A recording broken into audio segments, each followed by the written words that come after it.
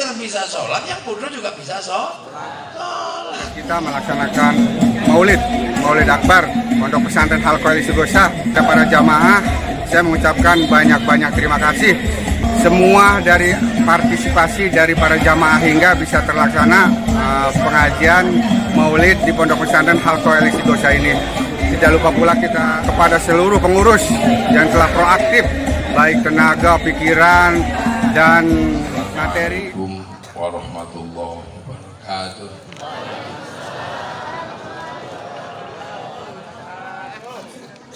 Bismillahirrahmanirrahim.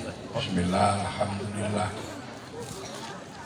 Wassalatu wassalamu ala Rasulillah Sayyidina Muhammad ibn Abdillah wa ala alihi wa sahbihi wa mawalah. La hawla wa la quwwata illa billah.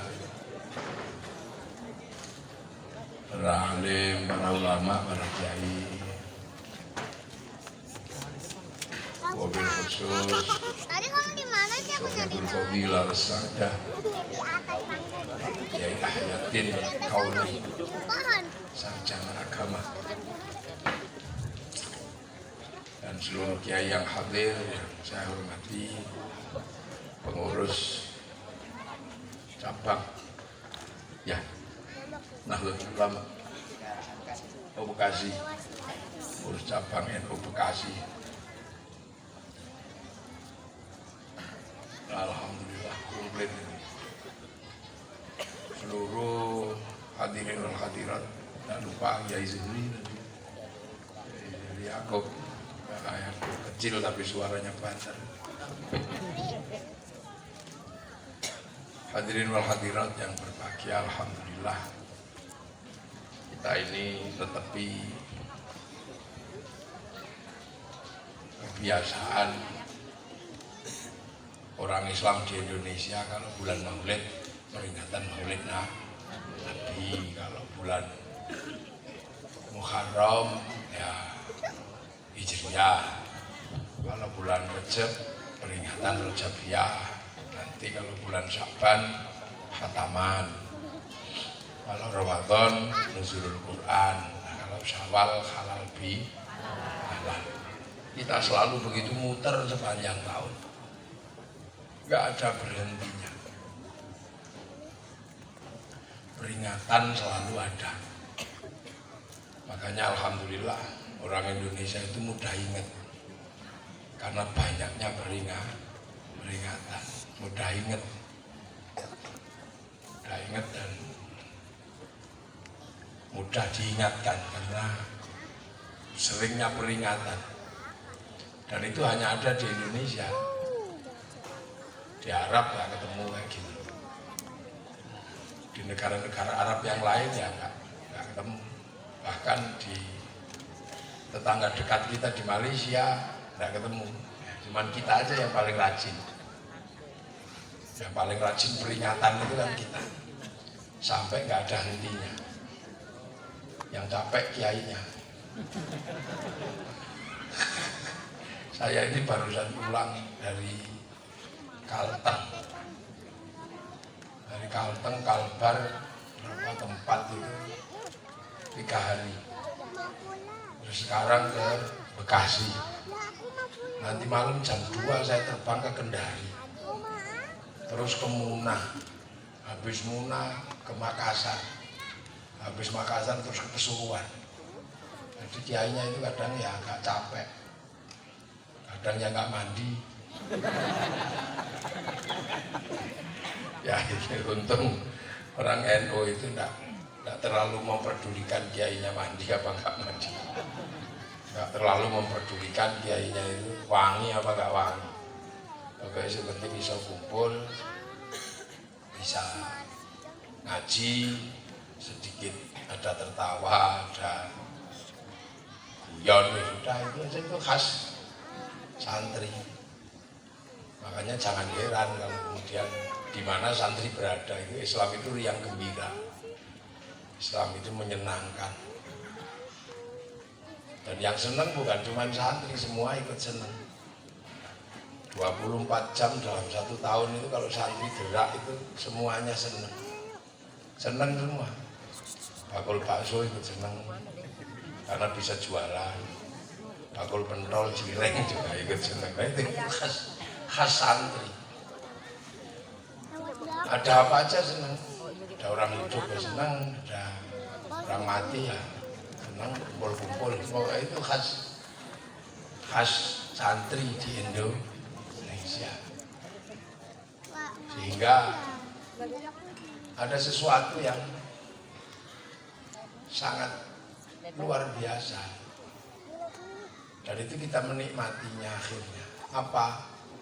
Setelah ditinggal Rasulullah, Islam itu kan menyebar ke seluruh dunia.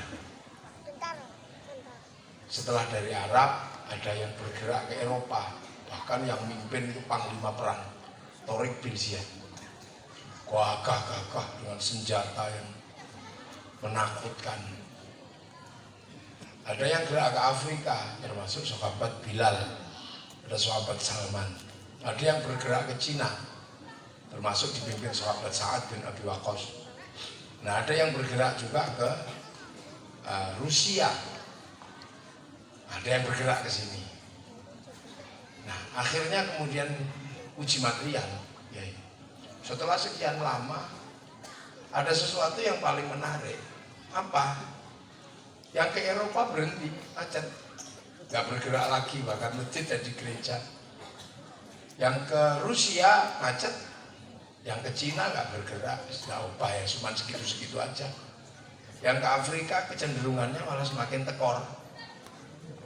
Nah, yang di Arab semakin ribut. Tapi ada satu yang luar biasa, yaitu yang bergerak ke Indonesia, berubah menjadi Islam yang paling besar, paling kuat sekarang ada di Indonesia. Orang hafal Quran paling banyak di Indonesia. Orang sholat paling banyak di Indonesia. Orang punya masjid paling banyak di Indonesia. Maka mohon, jangan terlalu pesimis jadi orang Islam di Indonesia. Dikit-dikit Islam kita tertindas. Janganlah, kita paling besar. Gak optimis. Orang kita ngaji sampai jam segini juga gak ada masalah. Nanti diterusin sampai subuh juga gak masalah. Tiba-tiba ada slogan Islam di Indonesia dipinggirkan. Islam di Indonesia dikriminalisasi. Nanti dulu kita ini paling kuat di seluruh dunia. Afghanistan ngaji jam segini di roket. Ini loh, Islam jadi jauh sih loh. Syekh Ramadan Al-Buti khutbah Jumat di masjid, diledakkan masjidnya. Di Pakistan orang maulid Nabi tempatnya diledakkan. Di Malaysia jam 10 malam sudah tidak boleh ada pengajian. Coba. Di Afghanistan hanya persoalan jenggot ribut nggak ada habisnya. Taliban. Jadi kaum muslimin di seluruh dunia ini hari ini yang paling menikmati kehidupan sebagai orang Islam dengan riang gembira itu ada di Indonesia. Jadi kita ini lah. Makanya nikmati, jangan usil kita. Kita nikmati bahwa kita ini menjadi orang Islam di Indonesia yang alhamdulillah ditunggui para ulama, ditunggui para kiai. Itu sudah seneng di Indonesia, itu sudah syukur ya. Ditungguin kuburan aja sudah seneng orang Indonesia. Udah mau, loh hantunya langsung keluar. Iya kan? Orang Indonesia itu ditunggui makam para wali itu udah seneng luar biasa. Udah menghasilkan ziarah bis-bisan ke sana. Kita ini ditunggui bajunya tinggalannya Sunan Kalijaga, baju Ontokusumo, udah seneng. Tinggali tongkat, udah seneng kita. Bahkan ditinggali petilasan aja kita udah seneng. Udah mau kumpul. Alhamdulillah kita juga ditungguin oleh para ulama, al-ulama warasatul. Ya, kita udah seneng tungguin para ulama, tungguin para habaib. Kita seneng udah semua ini besok. Nah sekarang ada yang nggak terlalu pede ditungguin para ulama, nggak pede. Dia lebih memilih kayak pengen ditungguin Kanjeng Nabi. Jadi nggak pede kalau nggak ditungguin Nabi. Zaman Nabi nggak ada ini nggak ada ini zaman Nabi. Ini nggak ada ini zaman Nabi. Ya karena kamu juga nggak ada di zaman Nabi. Nah makanya peringatan Maulid Nabi itu penting. Pentingnya luar biasa. Untuk mengingat bahwa Nabi itu lahirnya tidak di Bekasi. Nabi itu lahirnya di Makkah sana, makanya namanya Muhammad. Kalau mungkin lahir di sini bisa namanya Joni, bisa.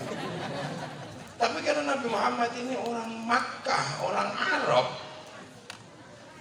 makanya namanya Muhammad. Dan orang-orang yang hidup bersama Nabi namanya juga khas Timur Tengah. Abu Bakar, Umar, Utsman, Ali. Itu sahabat yang percaya. Nah yang musuh ya Abu Jahal, Abu Lahab.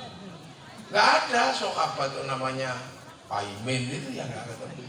Nah ini mengingatkan kita bahwa Rasulullah itu lahirnya di Makkah. Lahirnya di Makkah, bukan di Bekasi. Artinya ada jarak 9 jam naik pesawat.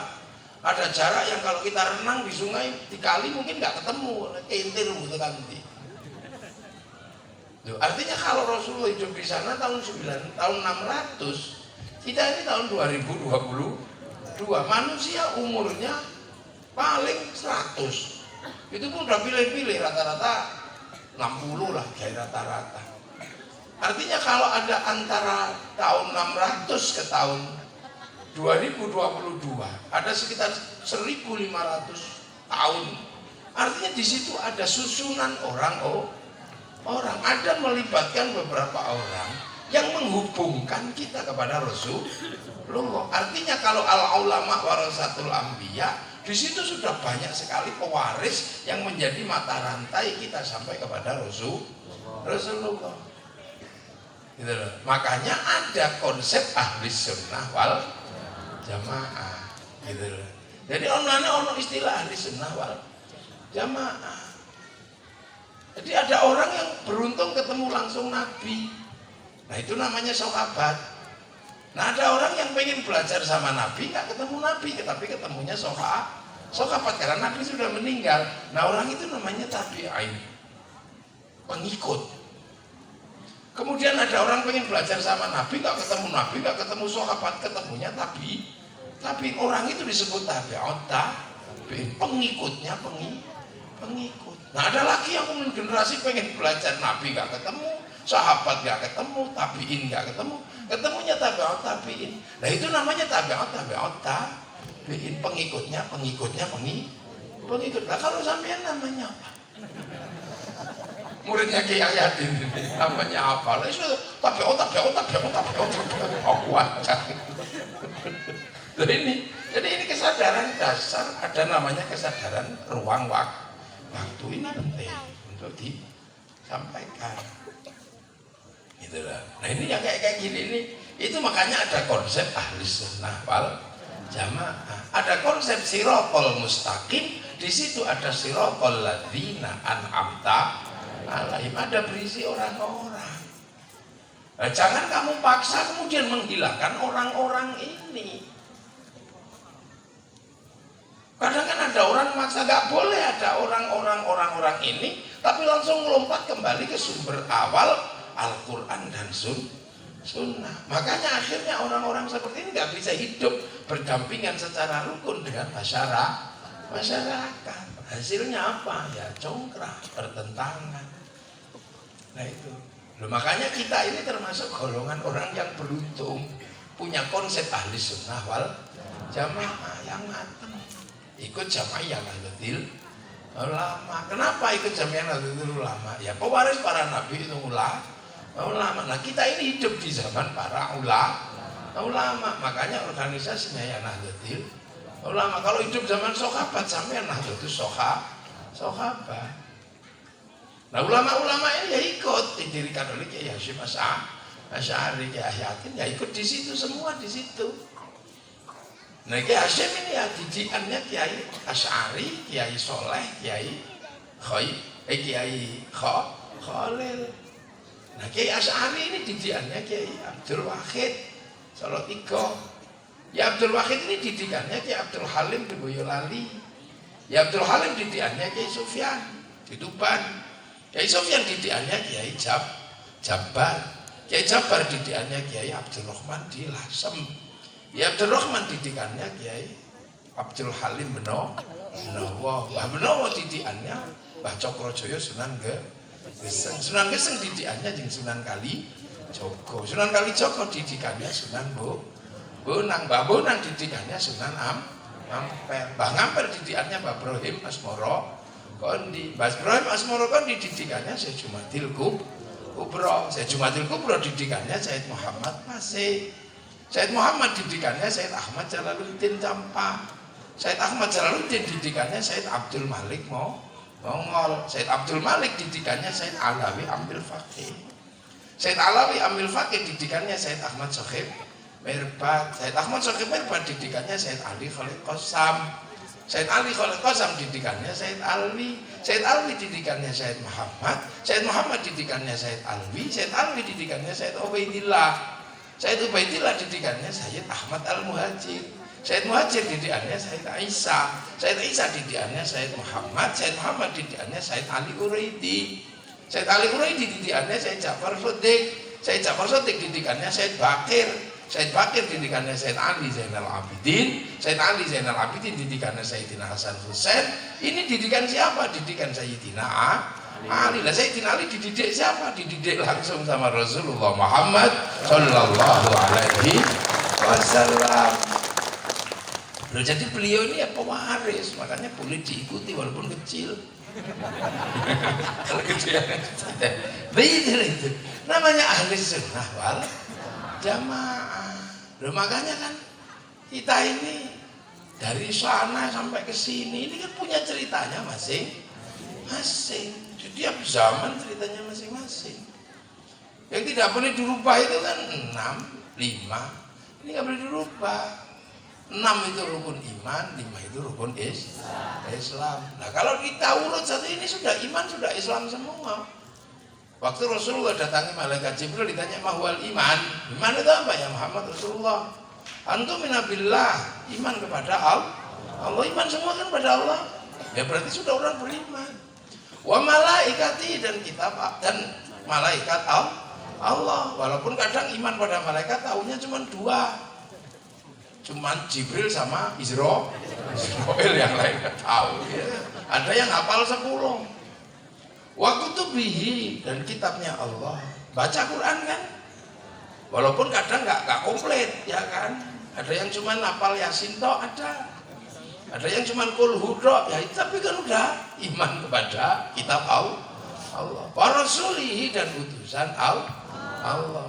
Dan iman kepada Nabi Muhammad, Nabi Sulaiman, yang paling ganteng Nabi Yusuf kan tahu kan? Ya sudah. Wal yaumil akhir dan terhadap hari kiamat. Jangan percaya kan akan ada hari kiamat. Ya cuman kalau santri kan nggak terlalu membahas serius. Sekarang kan ada yang serius bahas kiamat sampai nakut-nakuti orang setiap hari. Awas kiamat, awas. Dajjal sudah keluar, kok gak jadi. Awas itu ya Majuus setiap hari ada. Ustadz begitu, ada siapa itu? Ustadz Zulkifli Ali sama Baikuni apa siapa itu? Tiap hari cerita kiamat. Awas tanggal 15 Ramadan hari Jumat, bumi akan ditabrak asteroid. Pusing takut semua. Kita ini jadi tempat. Aduh ini bener gak Kiai? Ya kalau percaya ya sudah, kalau nggak percaya nggak apa-apa. Percaya harus, tapi jangan percaya kalau Jumat yang besok itu Jumatnya masih panjang. Wah, akhirnya ada yang takut jual kebun, jual rumah. Akhirnya diserahkan kepada panitia hari kiamat. Akhirnya nggak jadi juga. Akhirnya dianggap terus Kiai NU itu nggak punya iman karena nggak bahas kiamat. Ya mau ini Kiai melupakan bahas kiamat. Bukannya kita ini nggak bahas, sambil lalu lah kita bahas. Kenapa? Kiai-kiai kok bahas kiamat secara serius? Karena Kiai tahu kiamat itu bareng-bareng. Lah ya bareng-bareng aja kok dibahas serius-serius. Sekali belum bareng udah. Gitu loh. Tapi ini tanda-tanda kiamat lah. Ya wong tanda kiamat aja kok pikir nanti kalau udah datang kiamat ya ada tandanya. Uban itu nggak usah pikir itu tanda tua, kalau udah waktunya tua ya tumbuh sendiri. Wabil qadri khairihi wa syarrihi minallahi ta'ala, dan takdir baik dan buruk itu dari Allah. Percaya semua orang sini, Nggak ada orang kayak orang Indonesia. Masih untung terus. Itu berarti percaya takdir. Kenapa? Wah, rumahku kebakaran, tapi untung cuma depannya tok. Oh, tapi habis, ya untung orangnya selamat. Orangnya kebakar kakinya, ya untung kebakar kakinya tok daripada seluruh tubuh. Masih untung nggak mati. Gitu. Begitu mati, untung jasadnya ketemu. Masih untung. Artinya apa? Rukun iman yang diajarkan oleh Allah lewat Rasulullah ini masih komplit diikuti orang Indonesia. Artinya masih punya jatah untuk masuk surganya Allah Subhanahu wa ta'ala. Mau diemper sebelah mana masih punya jatah. Karena iman itulah yang akan membawa kita pada surga. Jadi nggak usah terus surganya harus kelas VIP, nggak usah. Yang penting masuk. Kalau kelas VIP itu ya kelasnya kiai.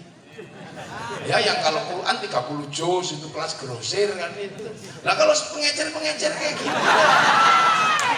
ya ada. Nah, kan kalau kiai kan 30 juz ini grosir. Kalau ini kan kelas pengecer. Ada yang ngecer Yasin toh, maka pusat ecerannya namanya Yasinan. Ada yang cuma ngecer kulhu, tempat ecerannya namanya tahlilan. Ada yang Bismillahirrahmanirrahim, cukup ecerannya namanya suwuk loro untu. Yang tukang kelahi dapat eceran kita fotos tum jabarin. Yang tukang berburu dapat eceran Roma ita walakin Allah. Roma. Yang istrinya cerewet dapat eceran mumpuk. Nah, itu kan ibu-ibu di Jawa semuanya dapat eceran kalau dipanggil suaminya Bu Nun, masih dapat eceran. Artinya masih iman semua orang ini. Jadi jangan pernah kemudian menganggap bahwa orang Indonesia itu enggak iman. Terus Islam, mahwal Islam, anta syahada an la ilaha illallah wa anna Muhammadur Rasulullah, semuanya masih syahadat. Waktu qimus sholat walaupun ada yang setahun sekali lebaran, walaupun ada yang seminggu sekali Jumat, tapi sholat artinya tiket sholat masih dapat. Waktu dia zakata mengeluarkan zakat ya, walaupun cuma zakat fitrah tapi kan tetap mengeluarkan zakat. Waktu semua Ramadan puasa bulan Ramadan walaupun depan belakang tengahnya bolong, tapi kan dia puasa. Watahujal baiti dan ibadah haji, antrian haji terbanyak di dunia ada dari Indonesia sampai 50 tahun. Loh, itu kan artinya masih komplit. Jadi artinya orang di Indonesia ini iman Islamnya masih utuh. Jadi makanya jangan dikit-dikit ini sudah nggak iman, ini sudah nggak Islam, ini bentar dulu, karena yang kita persoalkan itu adalah imannya orang hari ini, tapi diukur imannya zaman Nabi Muhammad ya konslet semua. Kalau semuanya diukur di zaman itu, Sayyidina Ali itu kalau sholat di panah kakinya nggak kerasa. Nah kalau diukur di situ, ya rusak semua sholatnya orang sekarang. Allahu Akbar. Tiba-tiba ada ting bakso. Kalau diukur di zaman ini, di generasi Sayyidina Ali ini kita kan ukurnya di zaman ini, sementara kehidupan ini kehidupan kaum muslimin zaman akhir yang ditunggui oleh para ulama. Sayyidina Ali di panah kakinya ya, semuanya nggak ada kerasa sampai Allahu Akbar kita. Bismillahirrahmanirrahim. Sampai hisma rabbikal a'la alladzi khalaqa fasawwa. Lama ini. Lama ini. Lu gimana? Dia enggak? Iya. Allahu Akbar. Itu pada yang ngentut satu. Wow. Dia ukurannya gitu. Sayyidina Umar. Beraninya kayak gitu, berangkat perang. Kita ini ketusuk duri. Iya, wali ngukur Sayyidina Umar beraninya luar biasa. Maka kita butuh sosok Sayyidina Umar. Iya, itu diukurnya. Tapi bahwa Sayyidina Umar tidak pernah mengeluh terhadap istrinya, nggak pernah kamu contoh.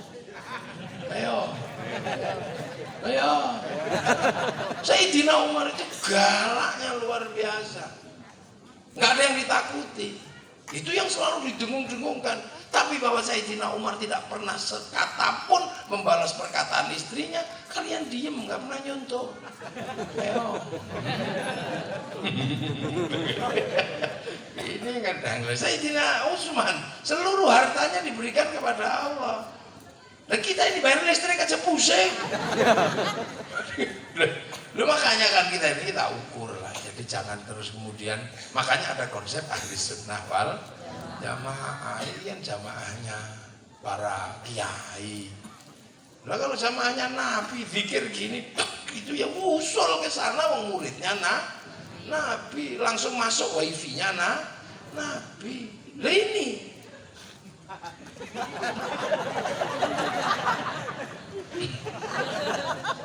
ya Allah ya Allah ya Allah ya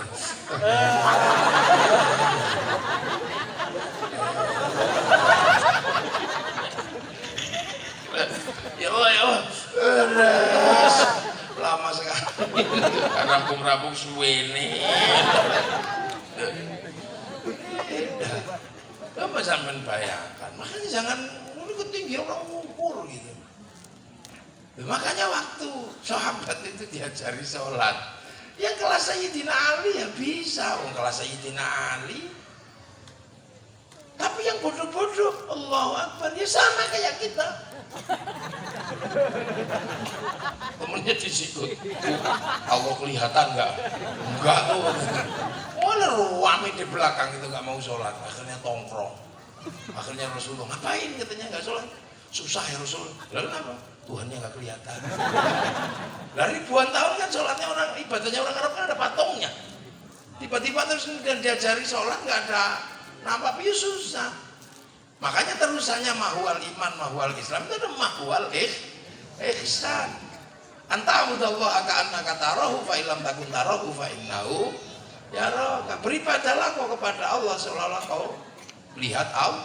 Kalau kau nggak lihat Allah, yakin Allah lihat engkau. Makanya kalau gitu aja bisa ya Rasul. Jadi sholat itu yang penting merasa lihat Allah. Coba ya, ayo Allahu Akbar. Ya tetap aja nggak kelihatan.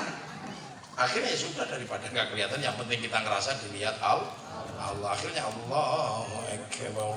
Ini wajah. Tiba-tiba kenapa nggak tadi? Nggak apa-apa sampean sholat inget bakso aja, sampean dengerin ting nggak apa-apa. Wong sampean berusaha melihat Allah, mendengar Allah, tapi nggak dengar, nggak lihat. Ya sudah, pasrah kita. Akhirnya kita sadar, oh ternyata kita nggak bisa. Ya sudah, yang penting kita merasa dilihat Allah. Maka dengar bakso itu boleh, tapi jangan lupa lagi diawasi Allah. Maka jangan sampai 2 mangkok Pak, tidak boleh, batal.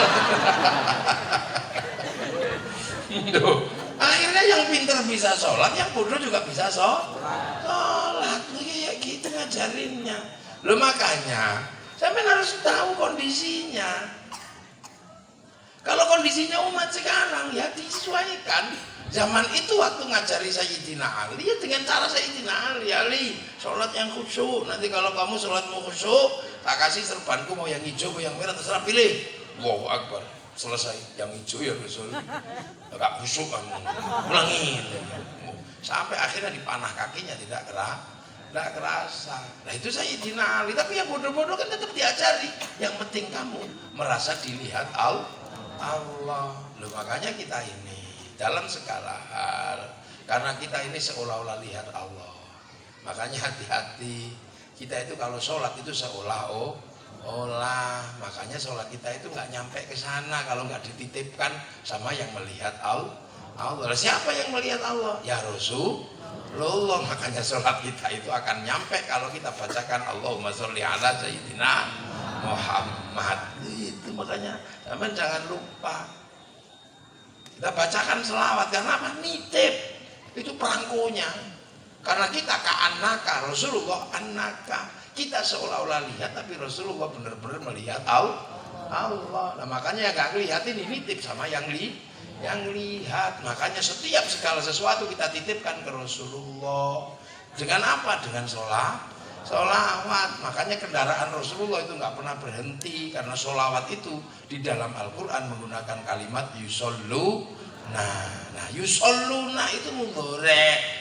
Mudhari itu artinya terus menerus dan tidak pernah berhenti. Loh, makanya sampean itu setiap sholat nitip.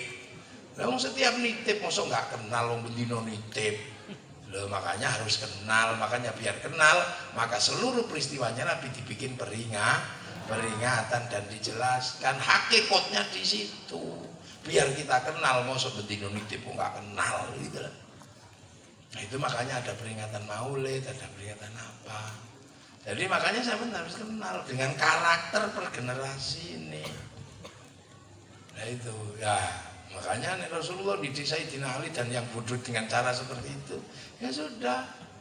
Ada sahabat yang setiap hari Assalamualaikum ya Rasulullah, setiap hari ketemu. Ada sahabat yang setiap hari Assalamualaikum ya Rasulullah. Makanya hadis itu kan dekat.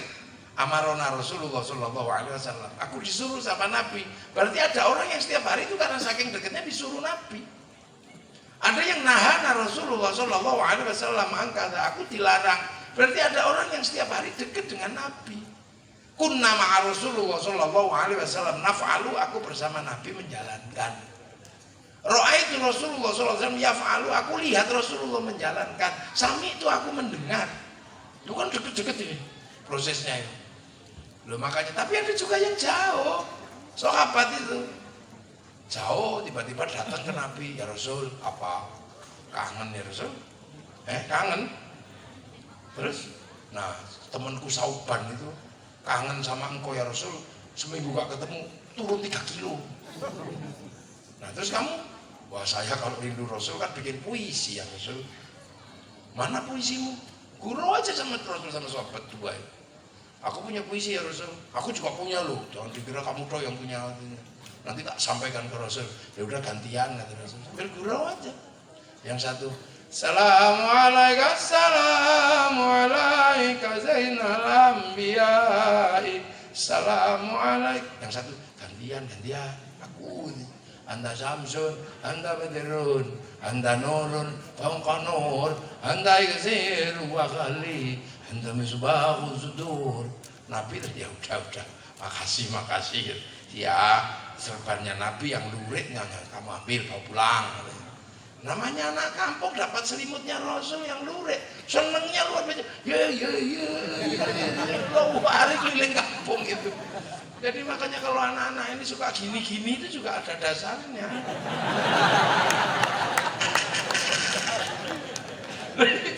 Dikejar sama sahabat yang lain, kamu nyuri ya? Enggak, aku nggak nyuri, tadi aku muji-muji Rasul, nggak dimarahi, malah aku dikasih ini. Sumpah pisir. Kalau nggak percaya besok ya rombongan. Akhirnya hari berikutnya rombongan datang ke Rasulullah sak kampung. Assalamualaikum, tapi di antara rombongan ada yang bawa kendang, bawa duf, tung rame.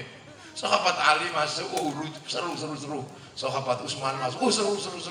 Lagi seru-serunya sahabat Umar masuk. Lah emosi ini apa ini, dangdung bikin pusing aja katanya. Akhirnya kendangnya dibanting pecah. Diam semua ini. Jadi Umar apa yang berani. Makanya ada orang mengatakan bahwa terbangan itu tidak boleh kalau baca selawat. Karena saya kira Umar banting kendang, banting terbang. Nah, makanya yang belakang itu siapa yang ngajari itu? Wah, ada terbangan di sini. Ya ini yang ngajari. Loh itu, ya enggak apa-apa. Itu enggak boleh itu. Versi Sayyidina Umar. Tapi kan ulama ahli sunnah wal jamaah seluruh sahabat kan bisa jadi hukum.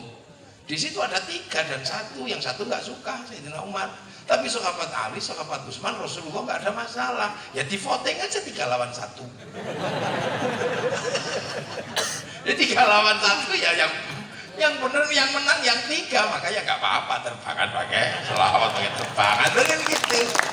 Jadi jangan ngotot. Sabar macam-macam. Setelah diteliti, sahabat Umar ternyata emang masalahnya bukan syar'i. Masalahnya orangnya nggak senang nyanyian. Orangnya tadi kan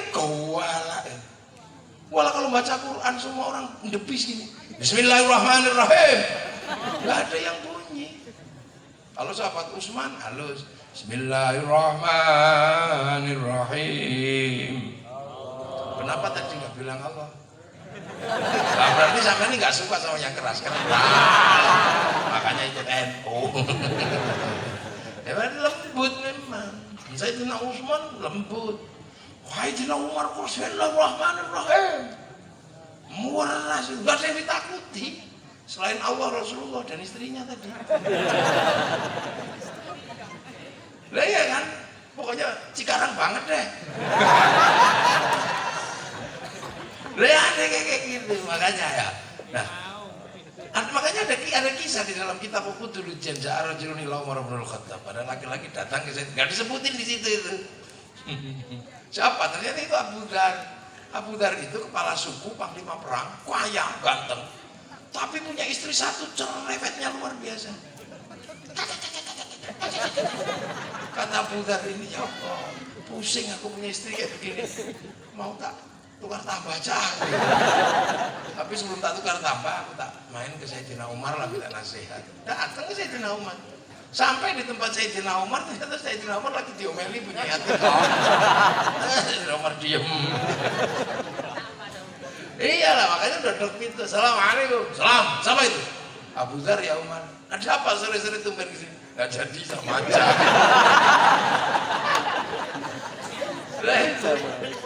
Sayyidina Umar itu galak, gak ada yang ditakuti. Gak ada yang ditakuti. Loh, makanya Sayyidina Umar itu waktu itu ditanya sama Abu Dzar, ya Abu Dzar, ternyata kamu kok tahan diomeli istrimu. Lah Bunyai Atikoh ini di belakang dengerin. Apa jawabnya suamiku? Kalau jawabnya gak enak, cakar lagi. Kenapa? Kau tahan ya Umar? Iya. Ngomelnya istriku, marahnya istriku seperti itu tidak sebanding dengan kasih sayangnya pada anak-anak dan keluarga. Hanya sih itu. Coba kalau jawaban dia kayak radio rusak, wah itu marahi lagi.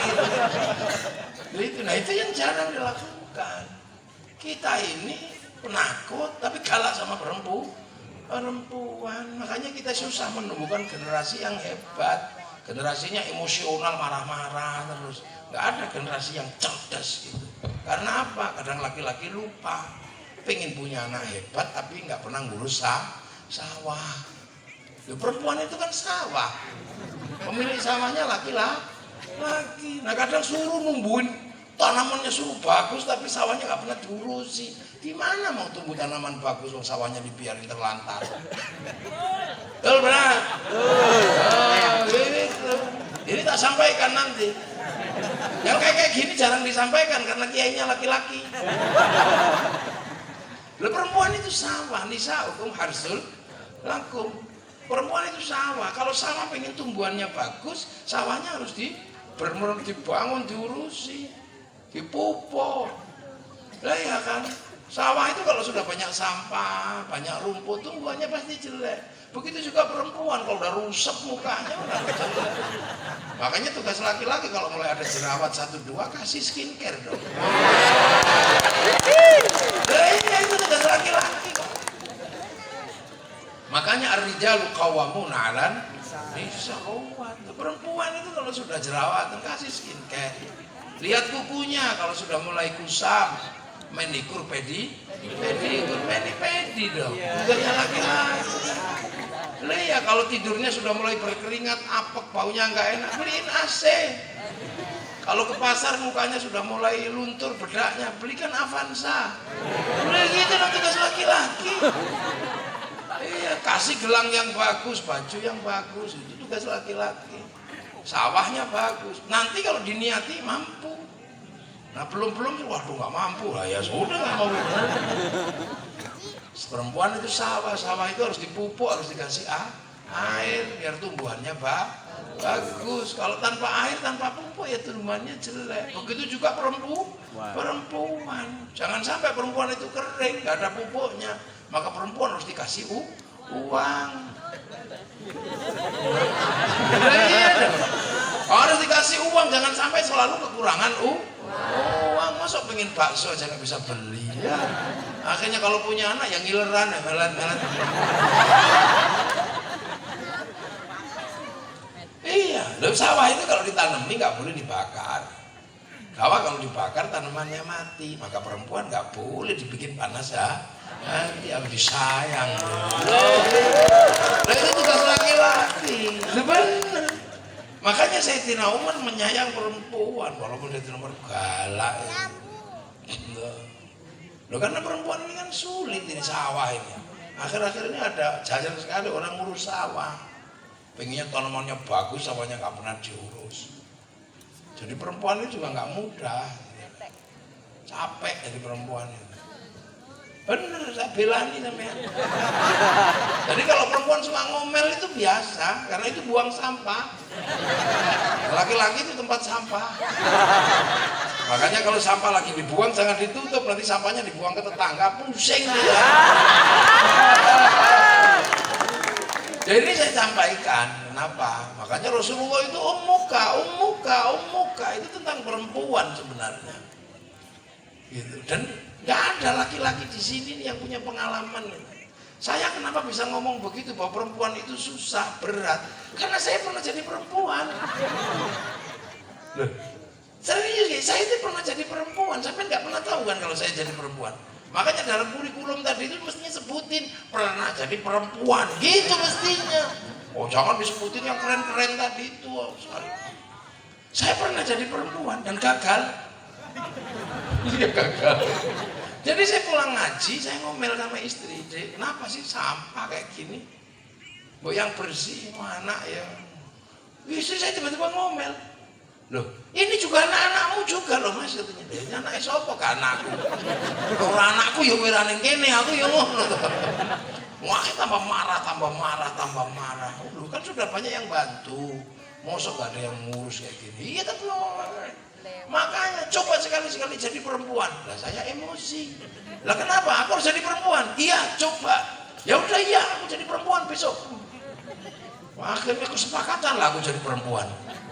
Hitam di atas putih pakai materai.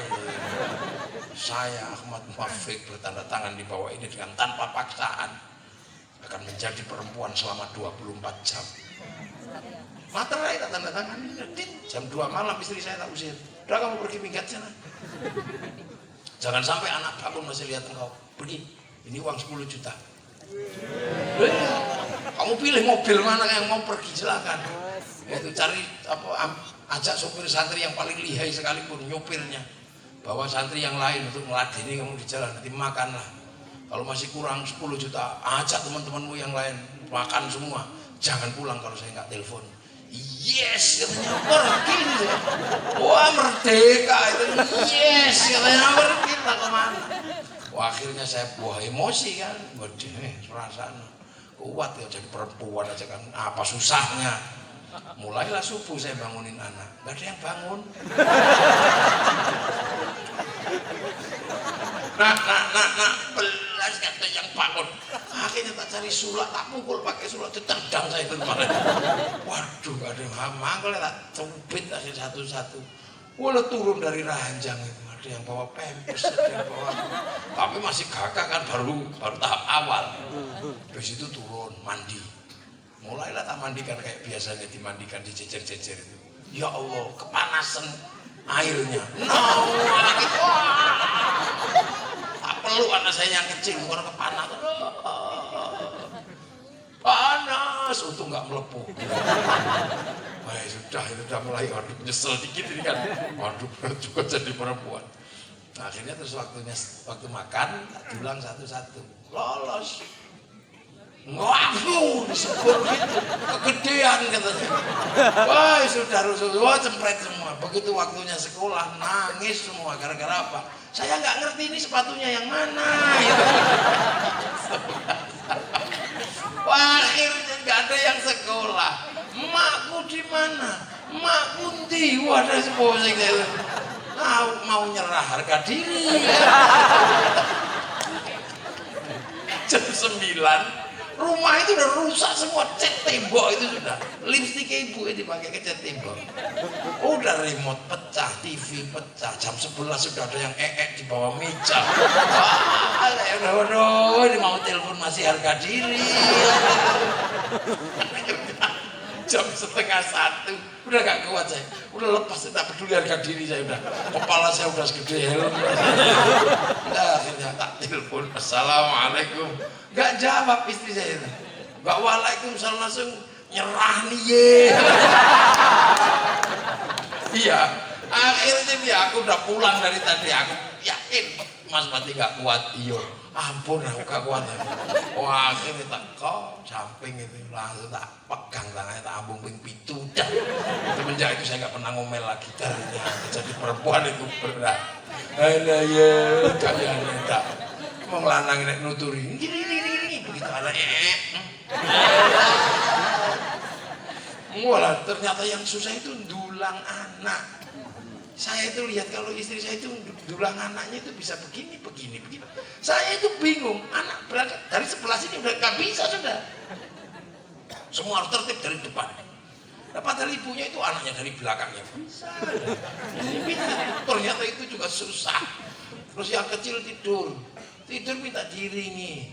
Lah kita ini kan tahannya paling 5 menit. Padahal ibunya itu kalau diiringi anak itu 5 jam gini itu kita 5 menit udah. Akhirnya udah nyerah loh itu. Saya merasakan pernah jadi perempuan dan gagal. Loh gak ada makanya yang sabar. Perempuan jangan suka dimarahi. Saya pernah marah-marah sama istri juga. Gak ada hasilnya gitu, malah malu. Nyerah nih ye. Waduh. Dan semenjak itu saya udah gak pernah komplain lagi. Udah apok nih terserah. Laki-laki, maka jangan suka marah-marah sama istri. Karena laki-laki itu lebih suka sama istri daripada anak. Laki-laki itu kan gaya, demi anak, enggak demi istri. Karena laki-laki lebih mencintai istri daripada anaknya. Buktinya ada, pulang kerja anaknya sama tetangga gak apa-apa. Bahkan dimandiin ya gak apa-apa, anak dipanggil. Coba kalau pulang kerja istrinya yang dimandiin tetangga.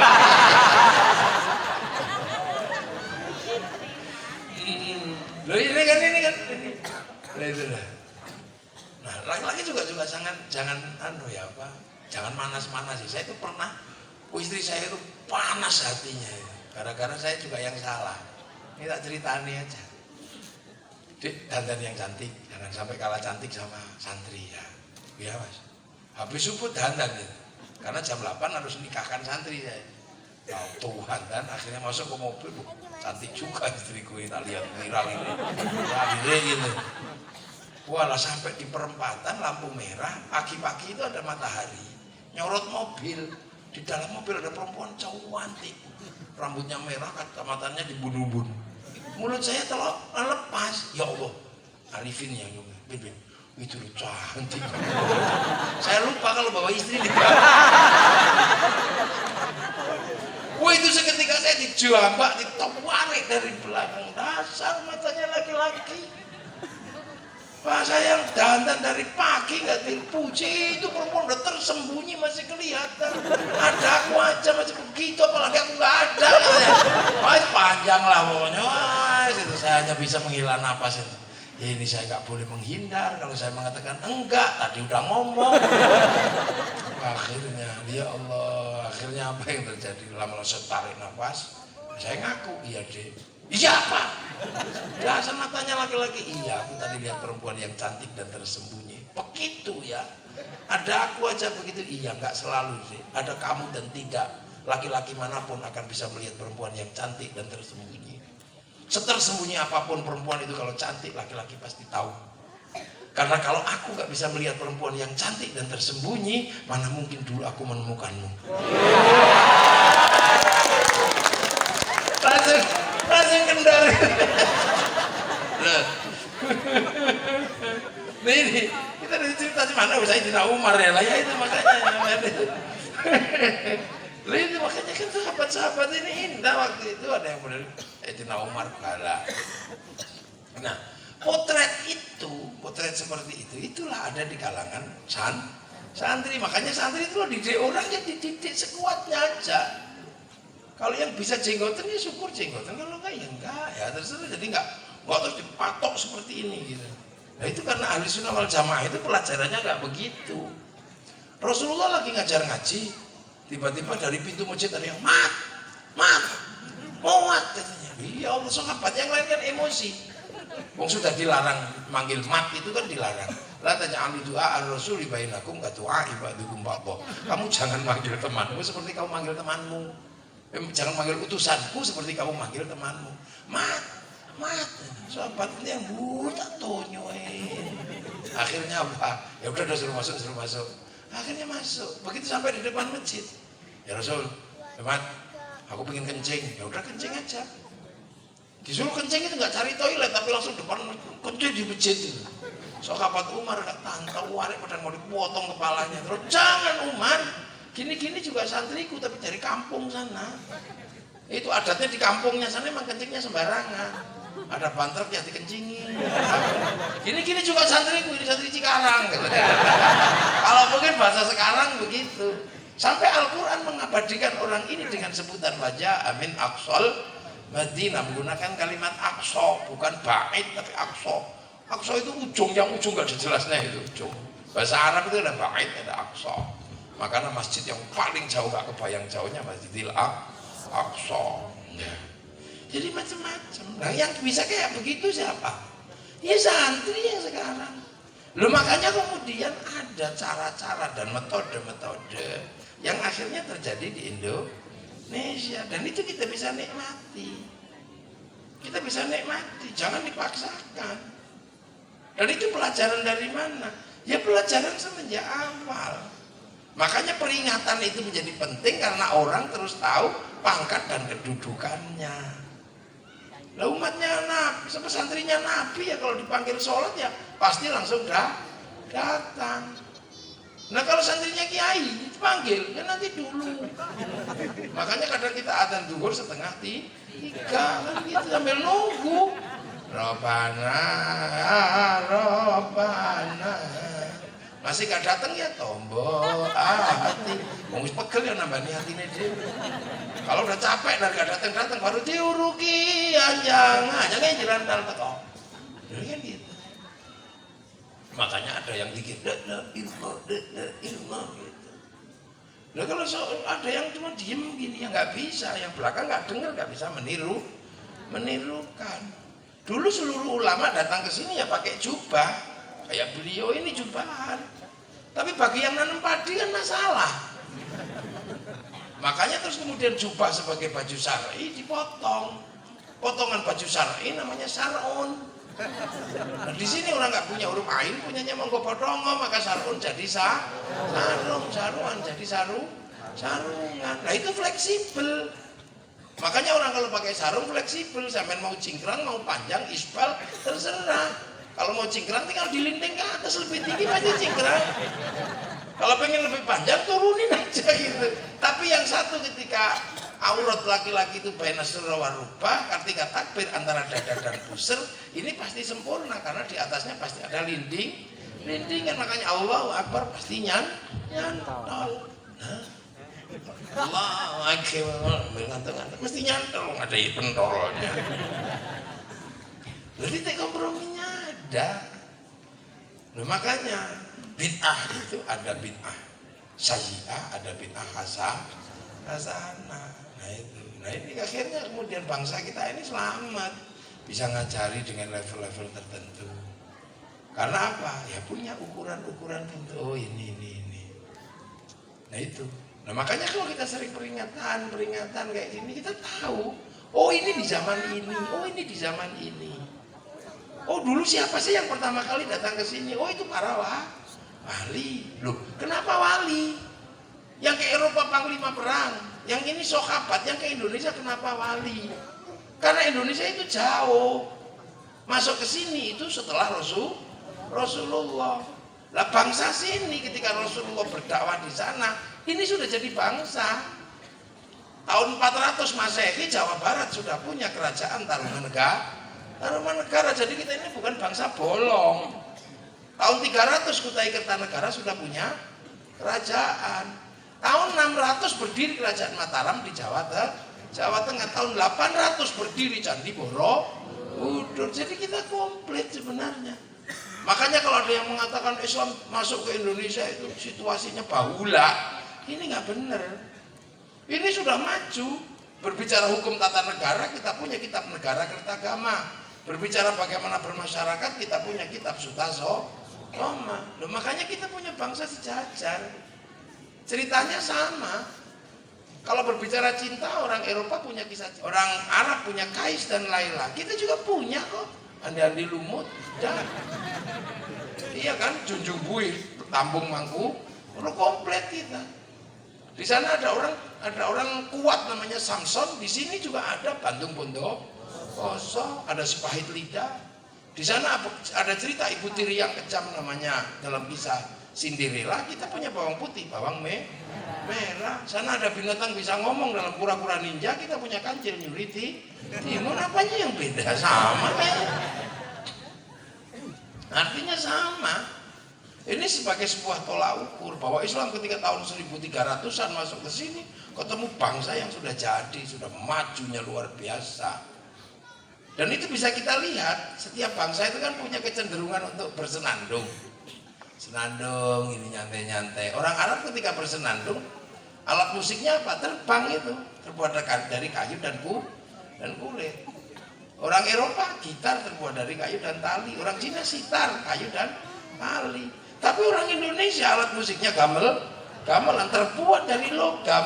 Artinya hanya bangsa yang menguasai ilmu pertambangan yang maju dan penguasaan metalurgi yang mapan mampu membuat alat musik dari logam. Makanya sekarang orang nanya, kenapa pasukan Cina ketika bawa keramik ditenggelamkan? Nah zaman segitu keramik ya kalah kuat sama logam, nggak ada artinya. Ngapain ngurusi keramik kok kita punya logam? Baru sekarang sebagai barang antik kan gitu. Nah, jadi sudah punya struktur. Makanya jangan heran. Terus kemudian kita ini bangsa lemah, bangsa tertindas. Kata siapa? Kita bangsa yang lemah. Kalau Arab pernah ditaklukkan Mongolia, habis lululan tak diajar Mongolia. Cina lululan tak diajar Mongolia zaman Genghis Khan. Eropa lululan tak diajar Genghis Khan, habis semua. Baik Eropa, Cina maupun Arab. Tapi begitu bangsa Mongolia Genghis Khan mau masuk ke Nusantara, habis diajar sama Kertanegara dari Singasari. Loh, kalau berbicara tentang bangsa penakluk, satu-satunya bangsa yang bisa menaklukkan Mongolia adalah bangsa dari Nusantara. Loh, makanya buka, open mind. Jadi kenapa Islam di Indonesia itu maju?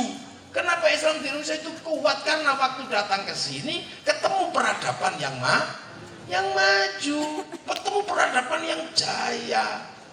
Makanya kalau baru belajar kemarin sore jangan sok-sokan. Tiba Islam di Indonesia jahiliyah loh, ya apa tuh? Berani? Itu bahasa yang maju.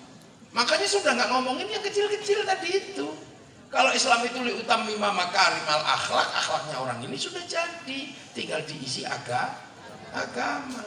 Cerita surga. Ya di sini kalau surga diceritakan hanya banyak airnya. Orang Cikarang banyak sekali air depan rumah. Diceritani bahwa di surga itu banyak buah-buahan, di sini cipluan banyak, mulai dari semek sampai duwet itu banyak. Kalau diceritakan bahwa di surga banyak sekali perempuannya, orang sini tuh nggak pernah mikir surga perempuan banyak. Kenapa? Karena orang sini punya satu di dunia aja pusingnya luar biasa. Sampai nggak kaurus tadi itu. Kalau di Arab perempuan itu nurut karena seluruh resources dicari oleh laki-laki, berburu laki-laki, perang laki-laki. Kalau di sini perempuan nyaman bisa hidup sendiri, kerja di pabrik hidup. Itu ngurus padi, ngurus sawah hidup, ngurus bebek hidup. Dan makanya perempuan di sini merdeka. Makanya berani-berani sama laki. Independen perempuan di sini. Tinggal mati laki-laki hidup. Makanya kalau perempuan menjanda lebih kuat daripada laki-laki menduda. Perempuan menjanda 20 tahun tahan. Laki-laki menduda 3 hari udah langsung datang ke kuburan, langsung mayatnya dilangkai. Wah, tetangga nanya, kenapa mayat suami istrimu kamu langkai? Ya dulu dia bilang jangan menikah lagi, kalau mau nikah lagi langkai dulu mayat.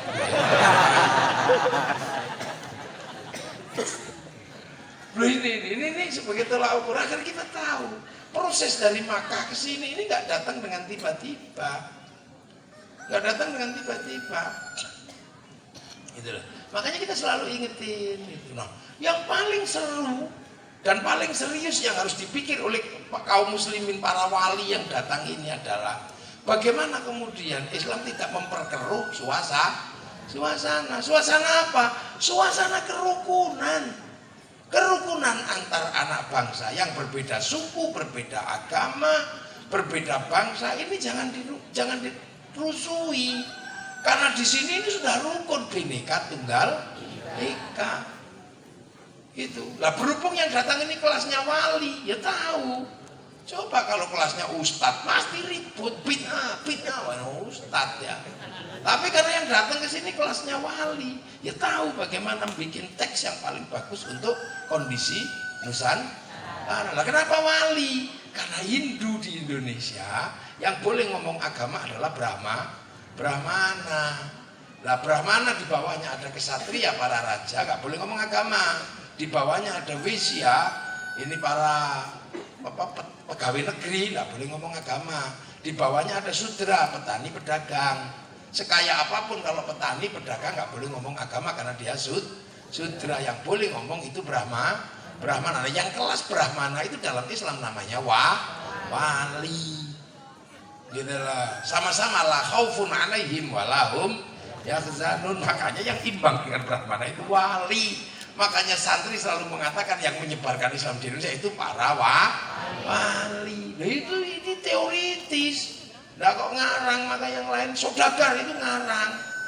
Karena nggak mungkin orang Hindu mau diajak ngomong agama oleh saudagar. Nah inilah. Nah itu makanya kemudian para wali ini selalu ditanya, loh itu referensinya apa? Mana referensi yang menjelaskan wali melakukan pekerjaan? Wali itu kalau bikin sesuatu tidak perlu baca buku. Wali begitu menghadapi keadaan gini langsung browsing, langsung download. Wali itu suka download kemana? Ke harddisknya Allah di sana namanya Lauhil Mahfuz. Langsung duduk gini aja download. Qalu rabbuna Allah tsumma istaqamu tatanazzalu alaihimul malaika alla takhafu wa la tahzanu. Jadi gini 3 tahun gini. Makanya itu downloadannya besar, wifi-nya besar, paketannya besar. Nah kita nggak pernah download ya nggak punya paketan. Ya Allah. Makanya kita ini kayak handphone yang nggak punya wifi tapi suka kirim-kirim gambar, kirim berita, penyebar hoax. Nah kalau nggak punya wifi ya ke warung cari wifi gratisan .co.id.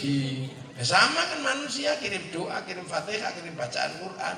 Nggak punya wifi, ya sudah kita pakai wifi gratisan. Wifi-nya siapa? Wifi-nya Nabi, wifi-nya wali, ila ruhi, ila hadrati, namanya tawassul wa ila jamil muslimin langsung al-fatihah gitu langsung share it karena pakai wifi-nya Nabi. Wah gak nyampe, masa doa kok dibagi orang sedunia? Loh jangankan doa, sepak bola aja nyampe. Loh kalau ada Liverpool main sepak bola cuma 1 orang yang syuting itu sama dia dinaikkan ke satelit oleh satelit dibagi ke seluruh dunia, bagiannya sama, jamnya sama. Makanya orang kalau nggak percaya doa bisa dibagi, orang itu nggak punya TV. Gitu. Loh, makanya kita ini suka cari wifi di petilasan mana, kan sama. Nah kalau kita cari wifi yang paling gede ya online kan gitu. Online kemana? Ya ke Mekah sana, fawalli wajhaka syatrul masjidil haram. Nah di sana ada apa? Ada pusat wifi, ada makom Ibrahim, petilasannya Nabi Ibrahim ketika online. Nabi Ibrahim kan waktu online. Rabbana inni askantu min dzurriyyati biwadin ghairi dzar'in 'inda baitikal muharram. Rabbana liyuqimus sholata faj'al afidatan min-nasi tahwi ilaihim warzuqhum minas thamarati la'allahum yashkurun. Waktu online begitu punya wifi bekas telapak kaki namanya makom Ibrahim. Nah, Nabi Ibrahim online di situ kenapa? Ya karena di situs pertama dunia di awwal baiti wudi'a lin-nasi lalladzi bi Bakkah mubarakah wa hudan lil alamin. Jadi caranya makanya kita ziarah cari wifi. Nah, itu cari wifi. Syukur-syukur dapat wifi gratisan, kan lumayan. Kita online, kita browsing. Nah, wali-wali inilah yang tahu kondisi waktu itu. Bahwa Islam harus dikembangkan di sini, di tempat yang sudah maju. Setelah mengalami kegagalan di beberapa tempat, bahkan ketika gerak ke Persia, Sayyidina Husain terbunuh. Coba setelah itu kekuatan Islam berubah menjadi kerajaan di zaman Yazid bin Muawiyah. Padahal Rasulullah itu mencita-citakan hidup berbeda-beda tapi saling bertanggung jawab. Lah, akhirnya begitu ketemu masyarakat Nusantara, oh disinilah cara menerapkan kembali konsepnya Rasul, kullukum ra'in wa kullukum mas'ulun an ra'iyati, kalian semua adalah ra'iyah, yang hidup harus saling bertanggung jawab antara yang mimpin dan yang dipimpin. Lahirlah konsep ra'iyahnya Rasulullah di Indonesia. Ra'iyah adalah orang yang hidup beda agama, suku, bangsa dan yang lain, tapi hidup bersama saling bertanggung jawab. Ra'iyah itu yang akhirnya diterapkan dalam konsep hidup kita, diserap menjadi rakyat. Lo jadi rakyat itu bahasanya Rasulullah, bukan bahasanya PKI. Kalau PKI itu proletar komunis. Nah, orang miskin, orang bawah ini, masyarakat bawah mimpin, tidak bisa. Terus kemudian yang satu people, ada Vox Populi, Vox Dei, suara mayoritas, suara Tuhan. Makanya orang kalau kemudian semakin kompleks mengatasnamakan Tuhan, itu juga jadi diktator mayoritas. Makanya bangsa ini karena ra'iyah pernah dibawa ke kiri oleh PKI, pernah dibawa ke kanan oleh gerakan DITI, dua-duanya gagal karena ra'iyah itu hidup di tengah-tengah dalam perbedaan suku, bangsa dan agama, tapi tetap hidup saling bertanggung jawab. Nah itu Rasulullah, kullukum ra'in wa kullukum mas'ulun an ra'iyati, di Indonesia diserap ke bahasa kita menjadi rakyat. Makanya konsep rakyat itu tidak mengkafirkan orang. Nah, kenapa kiai-kiai nggak ngafirin orang? Karena kita ini ra'iyah atau rakyat, dan satu-satunya bangsa muslim dunia yang sanggup mengambil kalimat ra'iyah untuk mendisiplinkan warga bangsanya hanya muslim Indonesia. Makanya kalau royah itu ngumpul namanya musyarakah. Lahirlah istilah masyarakat. Nah kalau musyarakah itu berbeda faham, wasyawirum fil amri, lahir konsep musyawarah. Lu kok tiba-tiba hidup berbeda-beda tapi saling tanggung jawab? Apa ndak liberal? Ya ndak. Kalau kamu mau mimpin di antara perbedaan suku, bangsa dan agama dalam konsep ra'iyah, maka pimpinlah dengan hikmah. Ud'u ila sabili rabbika bil hikmah. Makanya kerakyatan yang dipimpin oleh hikmah. Jago nenek moyang kita itu. Dan itulah yang akhirnya kemudian karena yang buat konsep itu adalah para wali, maka teritorinya disebut wilayah, dan wilayah itulah yang akhirnya berubah menjadi Negara Kesatuan Republik Indonesia. Jadi itu makanya penerus para wali NKRI harga mati. Terus pemimpin tertingginya Majelis Permusyawaratan Rakyat, Dewan Perwakilan Rakyat, yang mengambil keputusan hakim, kumpulan yang namanya mahkamah. Mana ada negeri dengan struktur seperti itu? Loh, karena ruangnya seperti itu, maka muslim di Indonesia bukan semakin kecil, wadahnya jadi, isinya semakin besar. Dan setiap ada event apapun kita tasyakuran, la in syakartum la azidannakum, ditambah. Makanya negeri-negeri yang lain nggak syukur, sudah hafal Quran dibilang bid'ah, ya remuk negaranya. Gitu. Ikhwanul Muslimin nggak syukur di Mesir, sudah banyak kaum muslimin nggak syukur, nggak mau ketemu dengan agama lain. Perang di Mesir, Ikhwanul Muslimin akhirnya ditolak sama masyarakat Mesir, bahkan Mursi digantung sendiri sama orang Mesir. Suriah sudah berbahagia, punya peradaban maju, tiba-tiba nggak syukur, bikin khilafah, Hizbut Tahrir, jebol bangsanya. Taliban ribut masalah jenggot, bedil-bedilan nggak ada habisnya. Ini syukur semua. Tonggoku sudah sholat, alhamdulillah, walaupun masih bandar togel, alhamdulillah, masih disyukuri sini kok. Ya alhamdulillah itu kemarin senajan kadang masih jualan tapi ternyata sudah mau pakai jilbab wis dongakno wis gak dodolan. Kita ini paling pandai bersyukur. Makanya seluruh event apapun kita syukuri. Termasuk kelahiran Nabi kita syukuri dengan acara seperti ini. Tapi kurang komplit. Ini mulutan jenis baru. Ini peringatan Maulid Nabi model anyar pidato itu. Mulutan yang asli itu ya makan itu.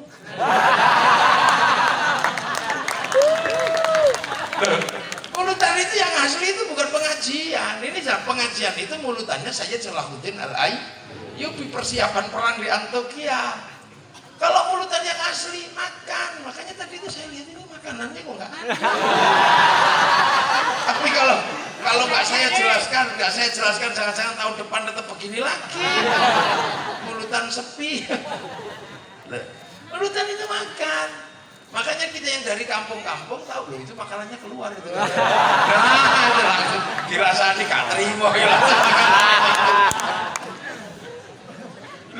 Jadi gini lah ya. Jadi mulutan itu awalnya itu ya makan. Karena apa? Karena Rasulullah kalau memperingati kelahirannya itu puasa. Nah begitu Rasul puasa, sahabat itu mesti pulang nyari istrinya ke dapur-dapur. Dek, punya makanan apa yang enak? Rasul puasa. Masalah nanti sore kita saingan sama tetangga kita. Jangan sampai kalah enak makanan kita. Wah akhirnya kalau Rasul puasa sore itu udah bawa roti, bau daging. Kemudian sore dibawa kepada Rasul. Oh ya. Punyamu apa? Gulai. Aku pingin nanti minta dikit ya. Ya sama teman-temannya itu. Wah enak punya aku cilok katanya. Itu cilok punya aku cileng. Tuh, nah yang kayak gitu coba itu terjadi. Nah, sahabat itu ketika bawa makanan ke Rasulullah, apa sih yang diharap-harap? Yang diharap-harap itu doa Rasul ketika mau makan, Allahumma barik. Nah itu aja yang diharap-harap. Sahabat itu kan paling iseng kalau berharap doa Nabi. Orang mau bersin aja nunggu ada Nabi, impet. Begitu ada Nabi, wajeng. Alhamdulillah. Terus Rasulullah, yarhamu. Kalau orang kalau dapat yarhamu kallahnya Nabi, nggak dibakar sama api neraka. Sama. Ada sahabat itu kalau Nabi salam nggak dijawab. Assalamualaikum ya Rasulullah. Assalamualaikum Kang, nggak jawab. Assalamualaikum, nggak jawab. Assalamualaikum warahmatullahi wabarakatuh, nggak jawab. Sampai akhirnya waalaikumsalam. Sahabat kamu dulu disalami Nabi, nggak jawab. Siapa yang dapat salam 3 kali dari Nabi kalau nggak aku? Jadi kehidupan sahabat itu indah, nggak serem. Laqad ja'akum rasulun min anfusikum azizun 'alaihi ma 'anittum harisun 'alaikum bil mu'minina raufur rahim. Kok serem? Enggak, Rasul itu suka gurau juga sama sahabat. Yang paling sering diajak gurau kan Sayyidina Ali. Kalau lagi makan kacang gitu yang ngupas Sayyidina Ali. Tapi kasih Rasulullah, tapi kulitnya ditumpuk di depan Rasulullah. Jadi seolah-olah Rasulullah itu paling banyak menghabiskan kacang. Itu Sayyidina Ali kata. Terus gurau, ya Rasul apa? Rasulullah kok makan kacangnya banyak sekali gitu. Sampai kulitnya numpuk segitu. Iya Li lama gak makan kacang. Nah aku lihat kamu sekarang kok beragas temen gitu. Lah kenapa? Sampai kulit-kulitnya gak ada pemakan loh. Lu canda, Rasulullah itu canda. Ya guru juga. Jadi jangan bayangkan setiap hari Rasulullah itu keluarkan hadis kayak mesin fotokopi itu yang enggak. Awur aja sampean. Ya Rasul, loh ya kayak gitu. Ya Rasul, apa? Aku ya Rasul, miskin saya ini. Nah terus, buat saya itu didoakan kaya ya Rasul. Nanti kalau saya udah kaya, saya akan beli kuda terbaik. Nanti kita sore-sore boncengan lah. Kalau sekarang mungkin doakan supaya dapat kaya, nanti beli Ferrari, nanti kita jalan bareng ya. Nah bener akhirnya doa Rasulullah itu dikabulkan. Lama-lama orang ini kaya, beli kuda yang paling baik. Kuda terbaik dia beli. Setelah itu Rasulullah, ya Rasul, loh siapa kamu? Saya ya Rasul yang duduk, minta didoakan kaya dan berjanji beli kuda terbaik. Itu sudah saya beli, sekarang kita mari jalan-jalan ya Rasul. Yaudah tunggu tak mandi dulu, ya Rasul mandi pakai wangi-wangian. Nah kudanya ditaruh depan rumah Rasul, begitu Rasulullah keluar, balik lagi, gak jadi gitu. Loh kok gak jadi ya Rasul? Wong itu anakan kuda, wong kuda anakan gitu, anakan kuda kan itu. Bukan ya Rasul, itu kuda dewasa. Enggak, tadi tak lihat anakan kuda. Iya ya Rasul, itu udah kuda terbaik. Enggak, aku lihat tadi anakan kuda. Akhirnya nangis, baru Rasulullah guru, iya. Memang ada anakan apa kuda itu anakan unta kan ya. Ya namanya kuda itu ya anakan kuda. Ya gitu tadi. Indah Rasul itu. Apa jangan bayangkan Rasul itu kayak cerita orang-orang sekarang yang galak-galak itu. Gua itu iseng aja sebenarnya.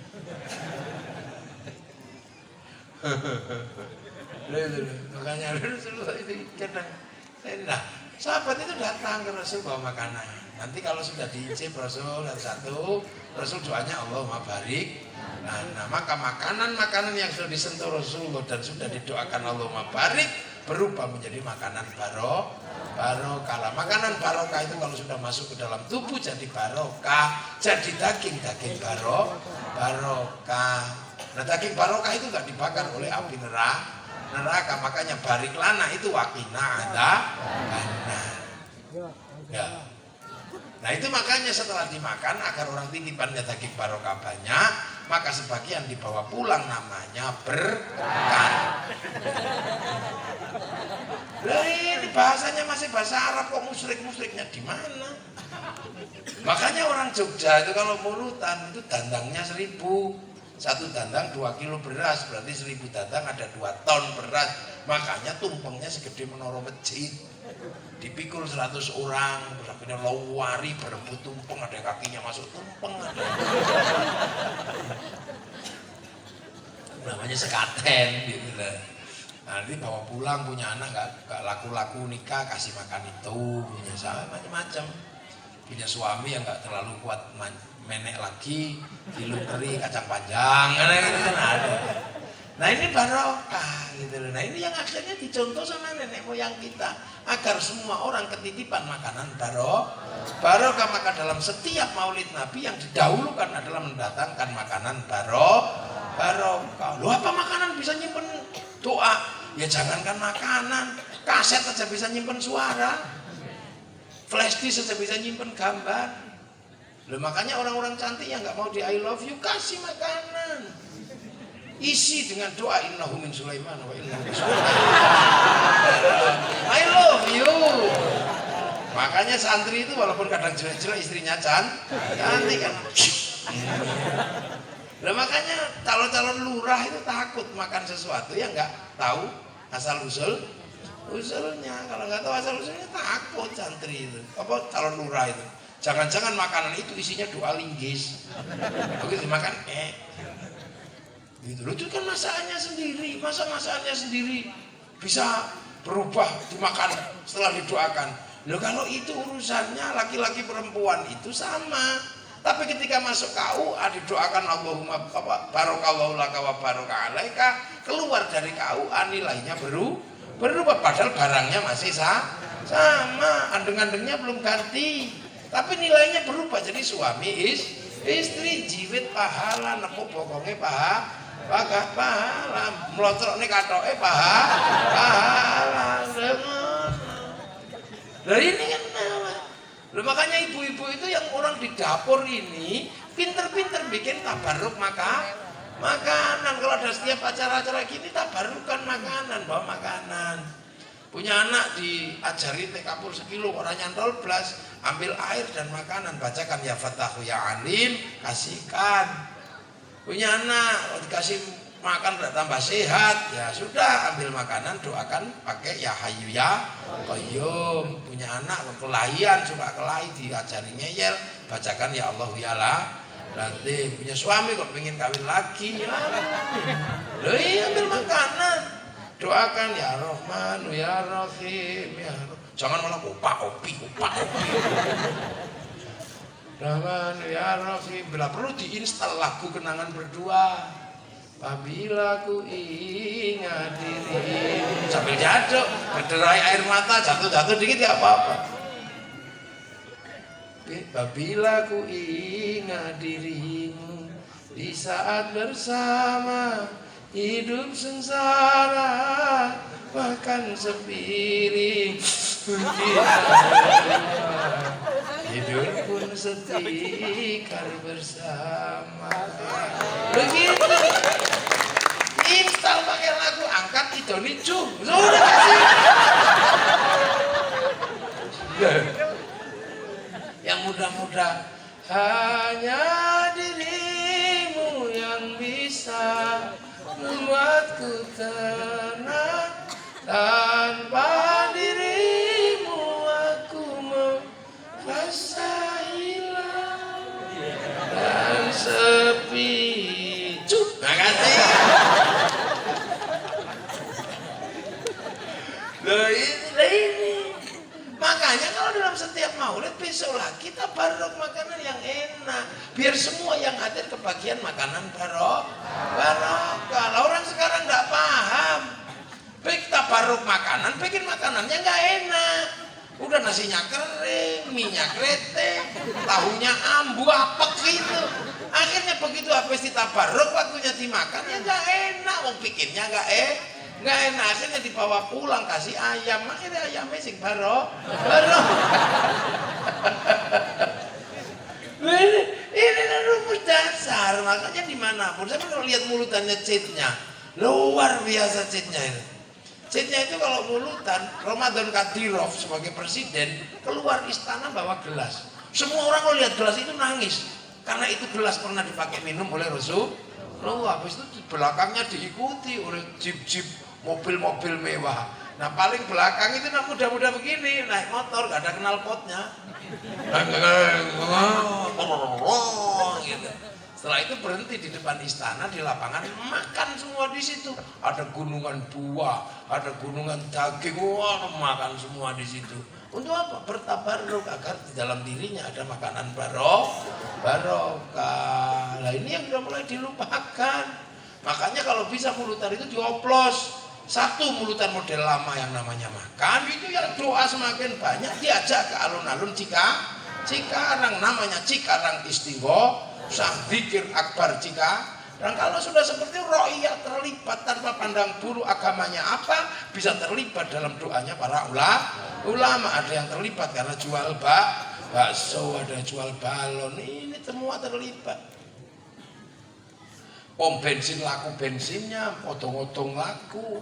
Akhirnya apa? Kebersamaan terjaga, roda ekonomi berputar kuat. Loh ini caranya wala yakhudhu ala tu'amil miskin. Loh ini siapa? Lihat ini sudah nggak mau jagain KRI dengan cara itu, tapi menikmati kebersamaan dan keindahan dalam bersatu. Itu jenenge gosok ya itu. Biayain mau malah alo-alo. Sholawat ini kan sesuatu yang bisa dilakukan sendiri-sendiri di masjid sana. Gaya sholawat, marhaban ya nurul aini, marhaban jaddal Husaini, Allah marhaban. Masjid yang sana, wassalamun mustamirun ulakini atajantat. Ibu-ibu di kampung sana, ya Rasulullah salamun alaika. Yang dari Jawa, ya Nabi salam alaika, ya Rasul salam alaika. Anglia numpak perahu. Yang dari Sunda, ya Nabi salam alaika, ya Rasul salam alaika, ya Rasulullah salam assalamun alaikum. Akhirnya di tangan para ulama disatukan. Akhirnya begitu disatukan, Cikarang bersolawat. Semuanya terlibat, dari yang jual bakso sampai jual spanduk, sampai jual slayer, sampai jual gagang pancing. Itu kalau yang datang kok dilalah Habib Syekh, Habib Bidin, kain putih laku semua. Kalau yang datang mafia sholawat dari Jawa Tengah yang hitam ya, kain hitam laku semua. Ya nah gini. Yang satu segala yang ada dalam hidupmu jos. Ini kalau nggak para ulama yang ngatur ini nggak jadi kebersamaan atas nama landasan agama liannya sampean. Lainnya sudah bisa-bisa. Ada orang mati yang masih kumpul siapa? Para ulama 3 hari sampai 7 hari sampai 1 hari sampai 1000 hari setahun khol masih kumpul. Kalau sudah seperti itu, ayam laku, anggur cino laku, besek laku, kresek laku, roda ekonomi berputar, son laku, tukang foto laku, tukang syuting laku. Terus gimana? Ziarah. Kalau sudah ziarah, bis pariwisata lah, laku. Sampai di makam wali orang jual nasi laku, jual katok laku, sampai copet bisa hidup di situ. Ini siapa yang punya mekanisme sosial seperti ini?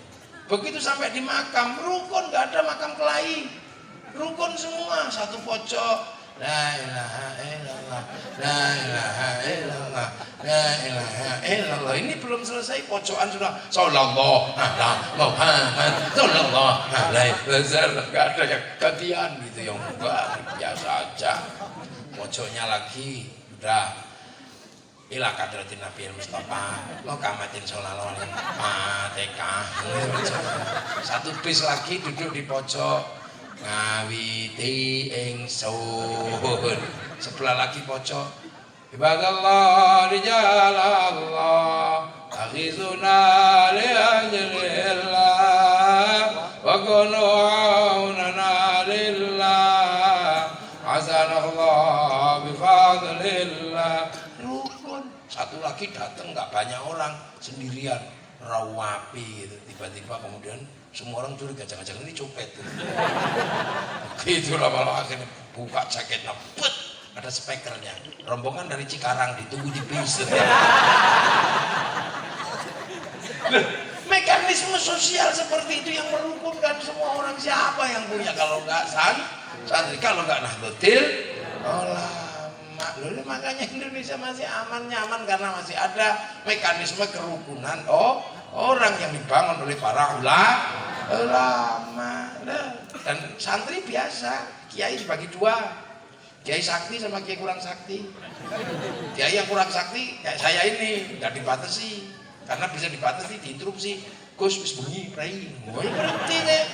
Tapi kiai yang paling sakti nggak ada orang berani itu siapa? Kiai kalau sudah khutbah Jumat. Tidak ada yang berani itu. Sopo interupsi teh belum berani sampai lagi. Tidak ada yang berani kenaan situ wasma'u wa ati'u rahimakumullah. Tidak ada yang berani komplain. Faman lahu fala jum'atalah. Era terima ngantuk. Nah itu kiai paling sakti dia kalau sudah khutbah Jumat. Makanya biar nggak ngawur kalau khutbah, suruh baca teks sama dikasih tongkat. Makanya kalau baca teks ya tenang, itaqullah. Lepas teksnya, sebelum dipasangin bubar itu teksnya. Dan kalau masih ada tongkatnya nggak mungkin gini-gini, karena kalau tongkatnya gini-gini, tongkatnya jatuh. Makanya sampai lihat aja, begitu teksnya nggak ada, tongkatnya nggak ada, saudara Jokowi mesti gitu. Makanya kalau nyari yang produk gitu-gitu, cari aja lihat tongkatnya ada nggak masjid.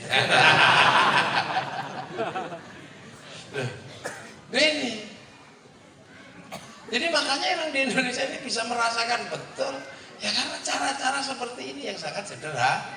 Begitu itu mulai diudik-udik, mulai diganggu dengan alasan itu tidak ada di zaman Rasulullah, ya sudah mulai lihat, mulai ada sengketa, ada perbedaan, ada perpecahan, dan harus diuji. Cara-cara seperti itu sudah membuat kehancuran di Timur Tengah. Yang sini biarlah dengan cara ulama yang santun, dalam konsep ra'iyah, dalam konsep musyarakah, dalam konsep musyawarah. Untuk apa? Untuk mendiami wilayah tinggalan para wali demi tegaknya negara kesatuan Republik Indonesia. Makanya santri itu kalau sudah urusan kebersamaan nggak pernah mundur. NKRI butuh bendera bersama. Ya itu dulu bendera itu perang nggak perang. Makanya orang di Jawa dulu karena pengen merah putih itu dulu minta nyawa banyak itu merah putih itu. Sekarang nggak minta nyawa. Dulu minta nyawa di Jawa kalau ngibarkan merah putih tembak. Makanya orang Jawa kalau ngibarkan merah putih dalam rumah. Nah Belandanya biar masih curiga tiangnya dikasih tebu, masih curiga tiangnya dikasih padi, masih curiga dikasih kelapa, masih curiga dikasih pisang, masih curiga bahwa tumpeng sama ingkung. Akhirnya cuma mau makan tuh orang ini.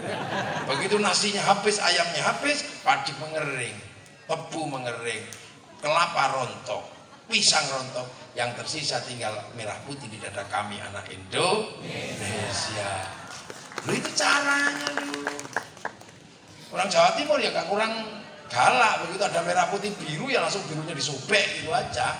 Wah, akhirnya Belanda membombardir Surabaya sampai akhirnya korban berjatuhan. Kiai Hasyim Asy'ari mengambil sikap perang melawan Belanda dan sekutu adalah kewajiban jihad, tertuang dalam resolusi jihad tanggal 22 Oktober. Meledak 10 November, maka 10 November hari pahlawan, 22 Oktober hari santri. Merah putih minta nyawa dan darah. Sekarang sudah nggak minta itu, mintanya cuma hormat bendera gitu aja ribut. Ada yang bilang bid'ah, ada yang bilang musyrik. Ini mesti zaman perang nenek moyangnya mata-mata Belanda.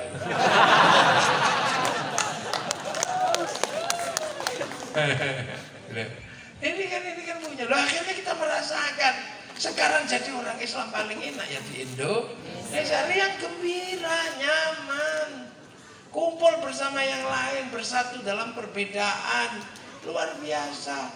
Toh Rasulullah juga pernah mengajarkan seperti itu, dicontohkan di masyarakat Madinah. Kalau ada dalilnya, Rasulullah pernah menyatakan mayuritillahu bi khairan yufaqihu fiddin. Siapa yang dikehendaki menjadi baik oleh Allah, dikasih ngerti dalam urusan agama. Nah, khairan di situ nakiro. Khairan itu kalau nakiro maknanya khairun kamilan, kebaikan yang sempurna. Nah, manusia gak akan pernah baik secara sempurna. Itu kan yang baik sempurna itu hanya Allah. Manusia kalau baik bareng-bareng. Contoh pengajian ini baik apa enggak? Yang paling baik siapa? Iya. Kalau pengajian ini baik, yang paling baik ya kiainya. Makanya yang namanya orang baik minumnya degan. Masih ada ini. Oh, masih ada duduknya. Duduknya beda sama Kiai Hayatin ya. Punya saya lebih empuk. Ada rotinya gini. Dengan orang baik, kasih mic. Duduk begini-begini juga nggak apa-apa, orang baik. Tapi karena baik itu nggak bisa berdiri sendiri, maka saya nggak boleh mengatakan yang paling baik. Karena saya baik terlihat di sini karena diundang sama Kiai. Kalau Kiai Hayatin nggak undang saya, nggak kelihatan di sini. Nah kalau saya gitu baik mana saya apa beliau? Ya nggak bisa, saya nggak datang, beliau juga jelek pengajiannya. Aco ini nanti kalau udah terusin. Nah kalau sampai ikut-ikutan yang baik kami Kiai, loh kami kenapa? Loh karena kami mau datang. Kalau kami nggak datang ini namanya bukan pengajian. Nah apa? Cek sound. Jadi baik itu nggak pernah berdiri sendiri, dia bareng-bareng. Makanya bolak-balik para sepuh dulu menyatakan bahwa makan aja doanya Allahumma barik. Nah, kenapa bukan barikli? Karena makan itu banyak orang yang terlibat. Ayo, makanya masuk surga itu bareng-bareng. Makanya orang ngaji juga sama. Kiai ngajar sholat. Sholat itu nutup aurat. Tutup aurat itu adalah kain. Kiai nggak bisa mikir urusan kain itu urusannya pabrik, kain diurus sama Cina. Dia mau ngomong. Kiai ngajar wudhu sekarang pakai air itu urusannya sanyo sama pipa. Wudhu diajarkan Kiai, pipa sama sanyonya urusannya Mas Pion. Ayo, Kiai ngaji pakai mobil, suku cadangnya urusannya Aisin. Ya itu namanya kehidupan. Kiai ngajar ngaji, diajari haji ke Baitul Haram. Ke sana pakai pesawat. Yang haji orang Islam, pesawatnya diurus Yahudi. Kalau Yahudi mati semua, kita pergi ngaji renang. Itu makanya kita kadang nggak mikir. Jadi hidup itu biasa-biasa aja bersama yang lain bareng bareng. Ini aja yang bikin ya siapa plastiknya. Yang paling halal itu di sini tuh ya ini. Tekan. Tapi ada sedotannya ini. Kan gitu. Loh ya, tapi kalau pakai sedotannya nggak bisa, gimana caranya? Sedotan yang bikin Cina. Terus ini pelato-pelato pakai golok terbuat dari pir mobil buatan Jepang. Kalau mau yang paling halal dan paling murni sekarang ada danutan mangapong.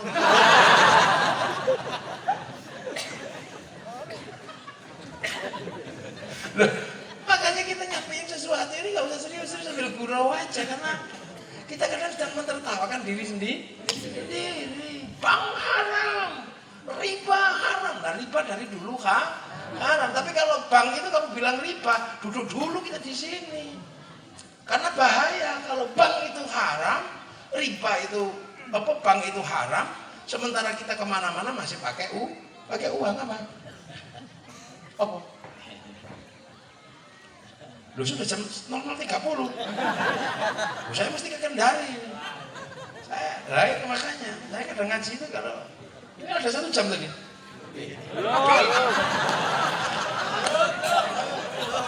Pesawat saya jam 2. Jam 2 saya mesti ke Kendari. Wah. Oh dong.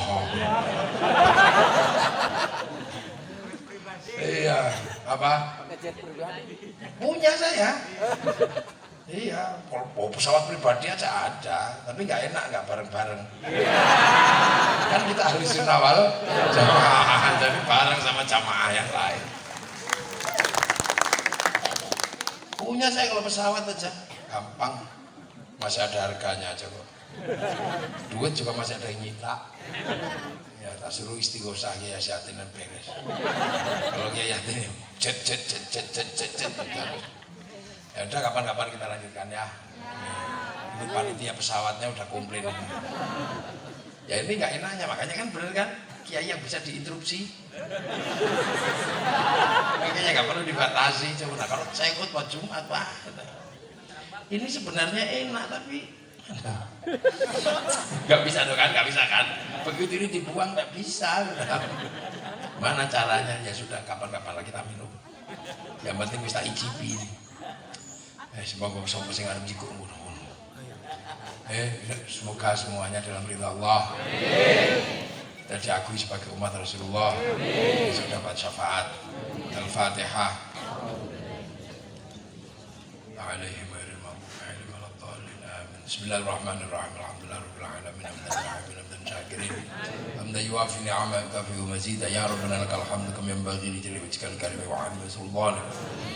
اللهم افتح علينا فتوح العارفين بحكمتك وانصرنا رحمتك وذكرنا ونسينا برضاك يا الله يا الله وبحمد ربنا نسكن من ذريتي بواد الغير في شريعتك المحرم ربنا ليقيموا الصلاة فجعلنا نشكر اجعل لنا ذريتنا من العالمين الخير عباد المسلمين وقسنا الاخره وارزقنا رزقا حلالا من الله وجعلنا امة سيدنا محمد يا بين امتنا مشيخ وجميع مشيخ يا الله اللهم اغفر لهم وارحمهم وعافهم وارحمهم وجل قبرنا ذبر الجنان من الاله الا الله محمد رسول الله بحق من الجنان وكرودية مرضية وذلك في عباده ومجنة النار صلى الله عليه وسلم محمد الحمد لله رب العالمين. الفاتحة.